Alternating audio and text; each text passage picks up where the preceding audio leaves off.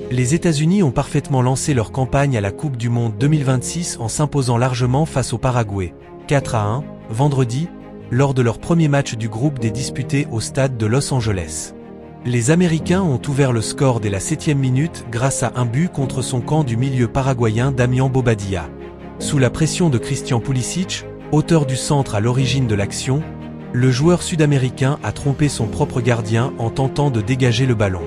Portés par un jeu offensif et une forte intensité, les États-Unis ont ensuite multiplié les occasions face à une sélection paraguayenne cantonnée à la défense. Leur domination a été récompensée à la 31e minute lorsque l'attaquant Folarin Balogun a doublé la mise après une nouvelle action initiée par Pulisic. Balogun a récidivé avant la pause en inscrivant son deuxième but personnel, permettant aux États-Unis de rejoindre les vestiaires avec une avance confortable de 3 buts.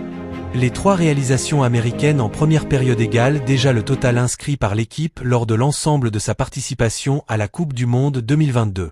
Au retour des vestiaires, les hommes de Mauricio Pochettino ont conservé la maîtrise du jeu, empêchant le Paraguay de développer son football. La sélection paraguayenne est toutefois parvenue à réduire l'écart à la 73e minute grâce au milieu Mauricio, auteur du premier but de son équipe dans le tournoi. Cette réaction est restée insuffisante pour relancer la rencontre.